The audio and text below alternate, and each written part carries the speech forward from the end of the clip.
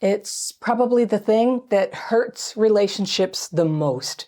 When we get emotionally dysregulated, we're overwhelmed, we're feeling anxious and angry, and it's like it's all going to come bursting out. And then it does. That is lashing out. And it's the worst thing that we can do when our emotions are dysregulated. There's another way to release the intensity without abandoning your true feelings.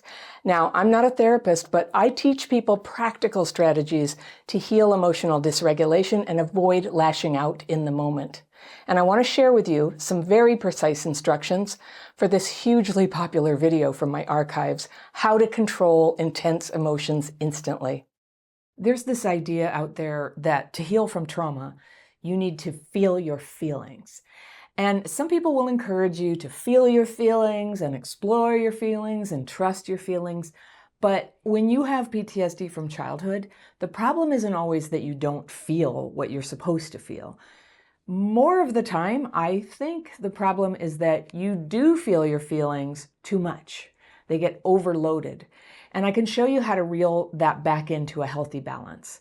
It's called emotional dysregulation, and in my opinion, it can do even more damage than being out of touch with your feelings. Your life can get dominated by your emotions. Are you familiar with that feeling? Your relationships get dominated by your emotions. Your career gets dominated by your emotions. And being so emotional, like having feelings that are inappropriately intense by most people's standards, or when you get emotional at inappropriate times, that's not something where feeling your feelings is the solution. In my view, emotional dysregulation really is kind of like a wrecking ball or like a tornado that spins around and wrecks everything in its path. Where's it going to go? You don't know. It just sort of comes up out of nowhere and boom, starts destroying things. Sometimes emotional dysregulation goes in the opposite direction, and it just sort of like it's like a light bulb, where all of a sudden it glows really brightly and then goes out. It's dark. There's nothing. You're not feeling anything. Blazing light, nothing. With complex PTSD, what is often a symptom of emotional dysregulation is that flatness after a big outburst. So you might be familiar with some of those patterns.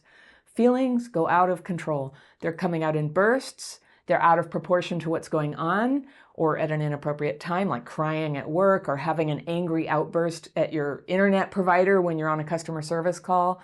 And it also refers to going flat emotionally.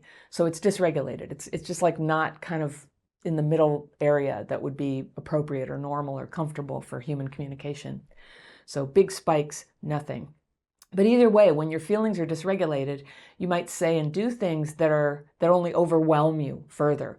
And then that actually create new traumas that make your situation even harder than it was. So it can be a vicious circle. So one example could be having an argument with your partner. So let's say something makes you angry and they forgot you had friends coming to dinner and you cooked, but your partner arrived an hour late. You didn't know where they were. They never called. And the guests arrived and you didn't have an answer for them. And you called your partner 3 or 4 times and you texted and you called and you were getting more and more frantic. You're in the other room to try to hide how angry you are. And the friends are there. And you're trying to act normal and like everything's fine and it's no big deal that your partner's not there. And then an hour into the dinner, your partner walks in. They totally forgot. And they see everyone and they remember, oh my gosh, they're so sorry. And they're embarrassed. And the guests are like, it's fine, it's fine. And you're like, where were you? And you're trying to act normal. You're trying to keep your emotions kind of in the bandwidth of not totally awful for the guests, but you can't. And so they're ready to sit down now and enjoy the company. But for you, it's too late. That's emotional dysregulation at work. Because old feelings of being ignored and abandoned are just exploding up out of the past. It is an offense that your partner forgot. That's not cool. But the intensity that's coming out of you has more to do with the past. You know it because it's like filling up your chest. It's in your gut. It's in your head. You might start getting a headache. And the guests are there. So don't you hate that? Getting emotionally dysregulated in front of company. It was definitely a faux pas that your partner forgot, but everyone was actually okay with that. They could forgive it. It's your reaction to the situation that's now ruining the evening. Has this happened to you? In the moment, it feels like these huge emotions are the only feelings a person could have. And now later, you're going to have the insight that your reaction was actually too much, that you became the problem person of the evening. So maybe your guests left early because it got so uncomfortable. But when it's happening, it just feels real. It feels necessary to be that angry, right? It's moments like this when maybe you've said things you didn't mean, because now you're not just dealing with disappointment and hurt, but you're believing that nothing's any good. Because you know what's driving you at that point? Shame. Just the old shame of like that old well of anger and emotion came up and kind of blasted out. There's like this point where, you know, it's feeling really real and you get so mad and then it blasts out of you. And that often sort of triggers you to start recovering and coming back to reality from like, wait, it's not really that bad. So then the shame comes in and you feel worse. Then you might feel a need to check out. You go flat. You can't apologize, you know, everything. Well, this is how friendships fall apart. This kind of thing is how it falls apart. And it's not your fault you got this way. This is a really common and normal response to having grown up with trauma. But of course, we all want to work on it and learn to handle it even better. Even if your partner is used to this kind of behavior and they stick around, this kind of conflict that doesn't feel realistic, that feels overblown, it'll gradually drain away love and trust and close off connection that otherwise would be getting deeper and getting sweeter over time.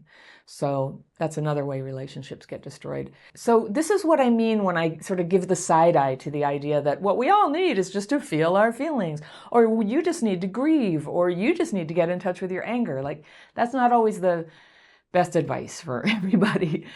It's not always what's needed. For some people with CPTSD, what's needed is to self-regulate and get more control over emotions, and to have some tools in your tool belt to know how to do that on the spot, even before you really know what's going on with you, even before you've been able to process or talk through what happened.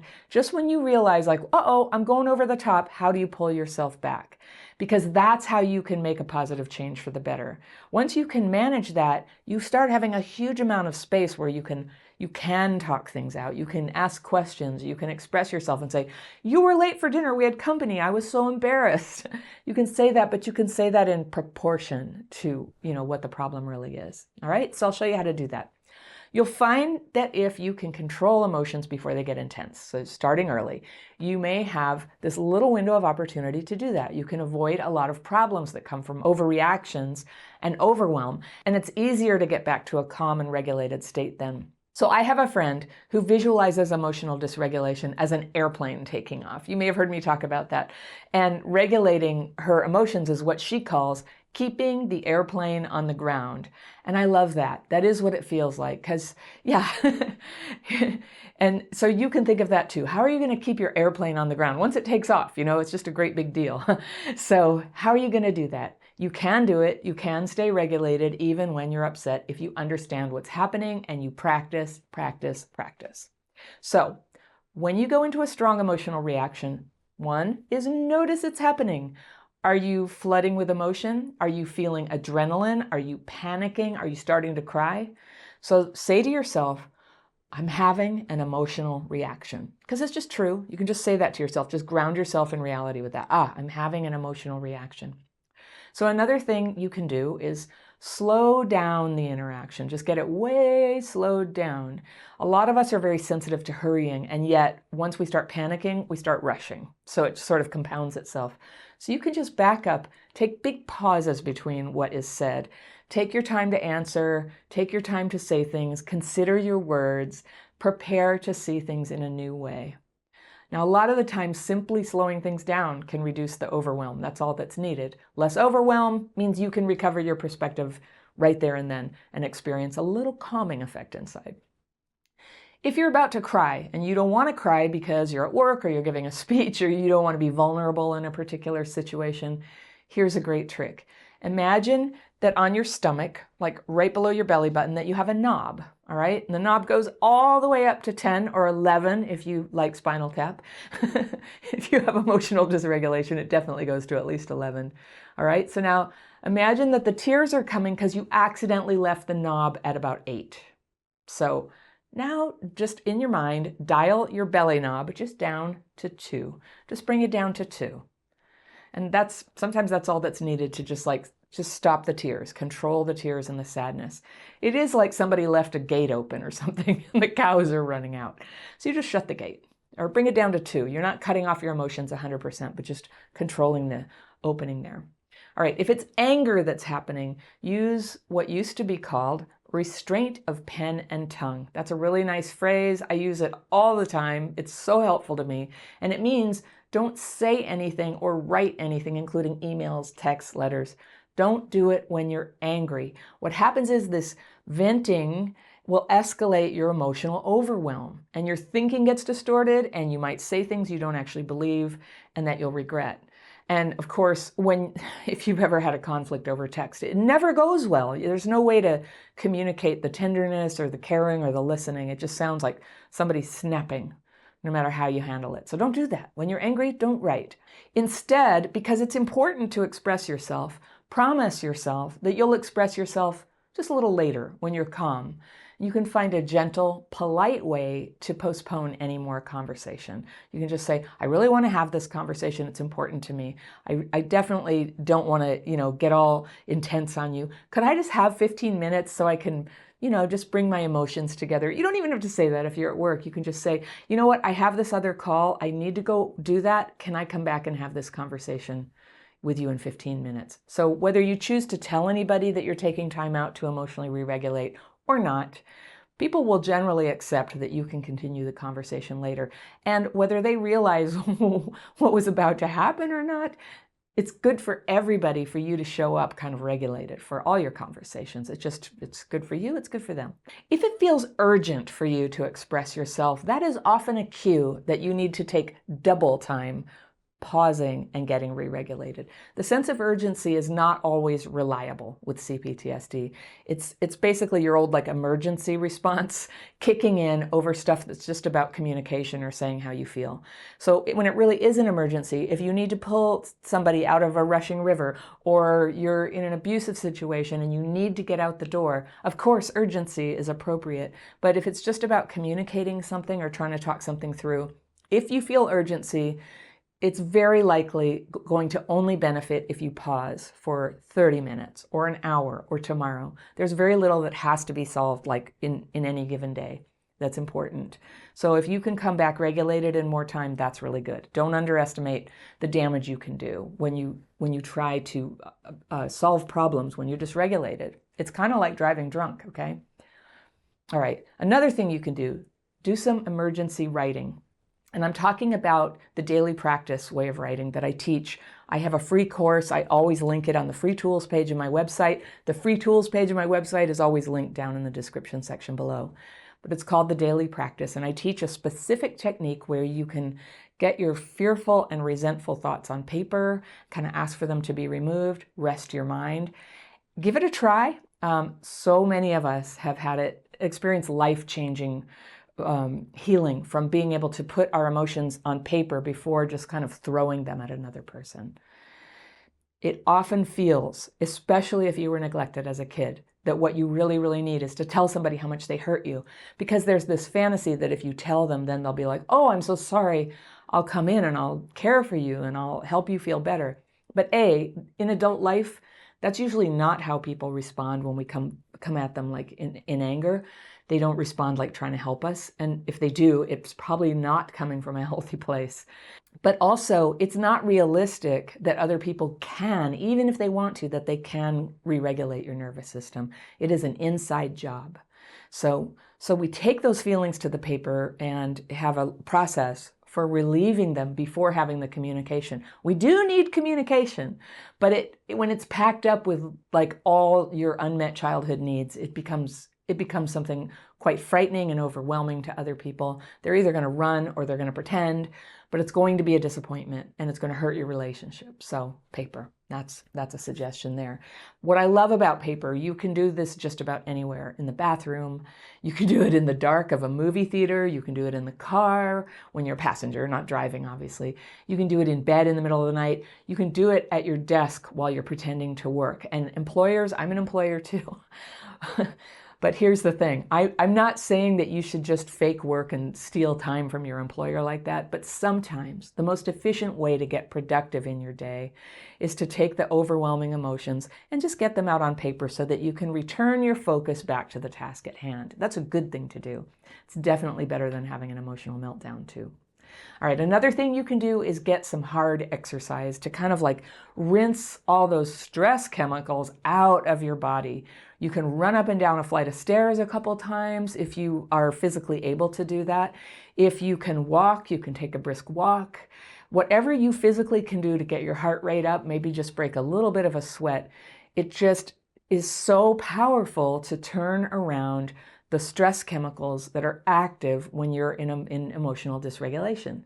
And sometimes you can come at emotional dysregulation through reason. Sometimes you have to come at it through physical action. There are a number of ways that you can approach your healing. So I'm giving you a list of them so you can find your favorites. All right, here's one. This is another physical one. You can wash your hands, or in a big pinch, you can take a shower. Wash your hands in cold water, splash it on your face. Everybody does that, right? Sometimes. Or wash your hands in nice, warm, soapy water that feels nice, and just take a minute to feel the water on your hands and the soap and the clean hands and feel how nice that is. You're using these tactile experiences to just sort of come back from this sort of flight away from what's actually happening for your senses right here in the room for you right now. This is called being in your body. And I don't actually believe that people leave their bodies, but that's a metaphor for what happens when our nervous system is starting to shut down, like quadrants of your brain are just going dim, and you're not able to process sensory input from where you are. And that's when you're often vulnerable to outbursts or saying things you don't mean. You want to be in touch with all of your feelings. You want to be in touch with cues. You want to be able to detect danger. Like if you're going up and shouting at somebody on the street, what if they're dangerous? What if they could physically harm you? You need to be tuned in, right? And so that's why physical regulation, neurological regulation goes hand in hand with emotional regulation. So we're learning to master re-regulation of both. It all comes down together, and you begin to be centered in a calm awareness. And you have nice ears to hear what's going on. You have eyes. You have a heart to feel what's going on. And imagine, like, if you could do that, that would change a lot, right? So emotional dysregulation feels to me, and I think a lot of people, a little bit like a trance, like you're hypnotized. You're a little bit out of touch with some things. You're deeply in touch with something else, a feeling. And what you need to develop is to have part of you that can sort of stand outside that situation and go, I see that I'm going into a trance-like dysregulation state. And that part of you that can see it's going on can kind of take you gently by the shoulders and say, hey, come on, Anna. Come on out. Let's get out of this dysregulated state. Let's use some tools. Once you have that part of you that can sort of pull you back a little bit when you notice it's happening, you've just gotten on the path to serious change. That's how you do it. Self-awareness, just enough to pull back. Before you know what to do, before you've solved all your problems, you're just like, okay, this thing is happening. I know it doesn't go well when I, say things and try to solve problems like this. Let me take a beat. All right. If you like, you can talk with somebody who is trustworthy, they understand you, and who's not in that moment in a conflict with you. Very important. Someone else. Sometimes it helps to get an outside perspective. But I don't recommend trying to tell a long story. I don't recommend trying to vent, going into yet another hypnotic trance, and then he did this, and then he did that, and then, have you done that? I've done it. That's bad. That just takes me worse into emotional dysregulation. So the discussion, it doesn't usually work that well when you're already upset. But obviously, sometimes this can't be avoided, and somebody will try to help you and assist you to kind of emotionally calm it. The irony is that one of the hardest things for a person in emotional dysregulation to hear is, can you calm down? Ma'am, please calm down. It's like, whoo, it goes off again. So sometimes it's going to be you by yourself. So one way to check in with yourself when you're having one of those conversations is to ask yourself, is having this conversation making you more dysregulated? Are you feeling more upset? Are you maybe talking faster and faster, louder and louder? Are you talking on top of people? These are signs that you're actually going into dysregulation. So if you can have that part of you stand outside and go, oops, I'm getting more dysregulated. You just find a polite way to say, okay, well, thanks for your help. Now get yourself to a private space with your pen and pencil or your tools, your physical tools, to start bringing yourself back before you begin talking again. Talking is sometimes the gateway drug to more dysregulation, just saying. Sometimes it's useful, sometimes it's not.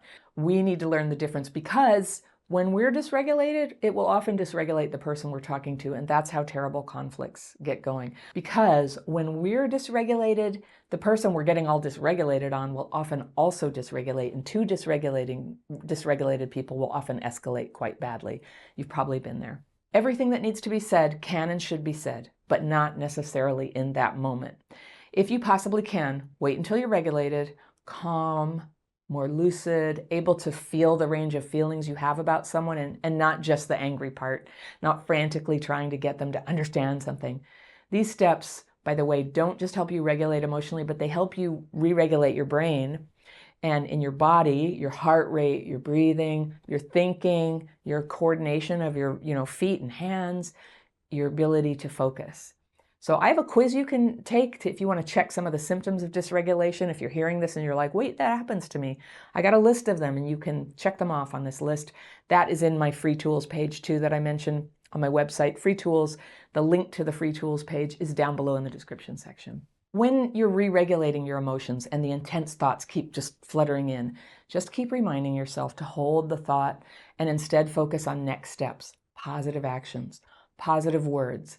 This isn't positive thinking. It's not toxic positivity. This is just redirecting your thoughts when they're sort of going whack to a clearer mental space, because that's part of you too. You have clarity in there. You have a place in there that has less emotional charge, where you can anchor yourself. You can remind yourself that's your home. That's where you go when things get crazy, is into this home inside. You're not suppressing your feelings. You're just postponing expressing your feelings until you're a little more regulated. And contrary to popular belief, by the way, you don't have to talk things out to get regulated. Talking about your feelings, it's important, but there's a time and a place, and sometimes that best time and place is later, when it will be helpful and constructive, and when it will help you have and keep and strengthen relationships with people you love, people you treasure, even though it doesn't feel like that when you're emotionally dysregulated. So when this happens, just keep reminding yourself by silently telling yourself, I'm feeling dysregulated, and then use your tools. Stop venting. Remind yourself that you don't need to express yourself and clear the air right then. Your words will be there. Your feelings will be there waiting for you when you're calmer. You will have access to yourself. You'll be no longer dysregulated. And then when you express yourself, you can do it elegantly and with fairness and love. It'll feel great to keep your relationship gentle like this and to get past the shame of overreactions. And then you can enjoy the way that your connections with other people, rather than getting ruined, begin to get nicer, deeper, stronger over time. Regulating your emotions can be arrested in the moment, but working on nervous system healing every day is the best thing that you can do to get stronger over time. Remember the writing technique I talked about in this video? I call it my daily practice, and you can learn exactly how to do it and much more in my book, Re-Regulated. The link for that is down below in the description section. Or you can take my free course, which you can click on right here. And I'll see you very soon.